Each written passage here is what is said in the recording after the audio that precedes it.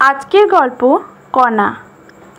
সেদিন সকালে হঠাৎই শ্যামল এসে হাজির, মুখে সপ্তার নাকাটা দাড়ি, ঝড়ো কাকির মতো চেহারা। বসতে বলে গিন্নিকে চা দিতে বলি। শ্যামলকে জিজ্ঞেস করি, কি ব্যাপার রে, বাড়িতে বাওয়াল হয়েছে নাকি কণাদের বাড়িতে কিছু বলেছে? একেবারে দেবদাস হয়ে গেছিস, কি হয়েছে রে? সে অনেক কথা, শ্যামল বলে। শ্যামল আমারই মতন একটা কোম্পানিতে ফ্রিজ এসি রিপেয়ারিংয়ের কাজ করে। যেদিন যেমন যেদিকে কাজ পড়ে যেতে হয়, উত্তর থেকে দক্ষিণ কলকাতায় চষে বেড়াতে হয়। একরকম কসবা থেকে বোসপুকুর একে বাড়িতে একদিন একটা কল ছিল, ফ্রিজের ফল্ট, ঠান্ডা কম হচ্ছে। ঘরে ভদ্রমহিলা আর তার মেয়ে। শ্যামল একটু জল চেয়েছিল। ভদ্রমহিলা মেয়েকে বললেন, কণা, ওনাকে এক গ্লাস জল দাও। মেয়েটি জল দিয়ে গেল।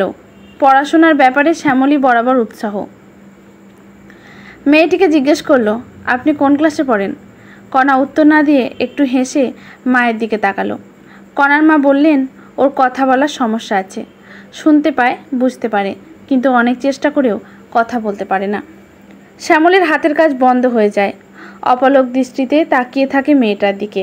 ভাবছিল, এমন সুন্দর মুখশ্রী, শান্ত সজল চোখের মেয়েটা কথা বলতে পারে না। কণা লজ্জা পেয়েছে দেখে।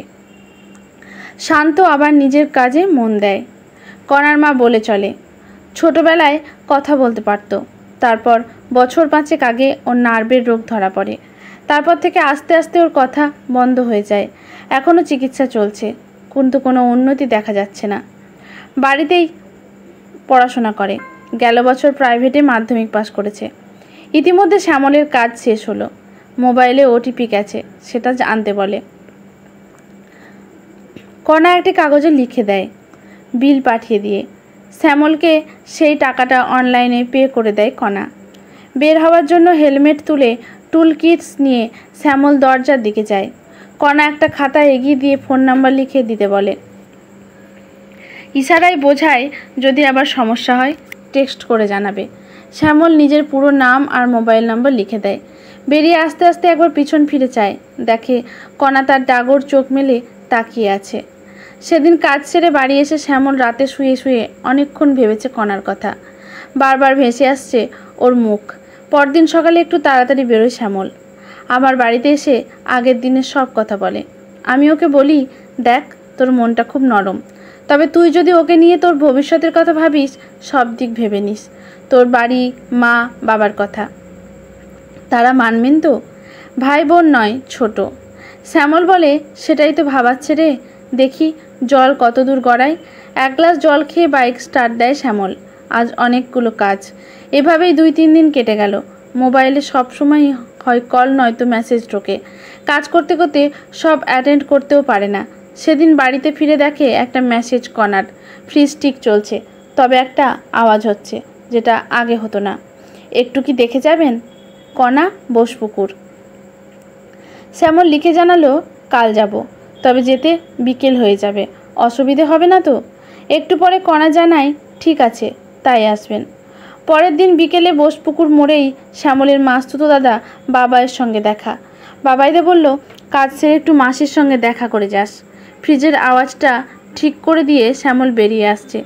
এমন সময় দেখে কণা একটা প্লেটে মিষ্টি আর গ্লাসে জল এনে টেবিলে রাখলো। ইশারায় খেতে বলল।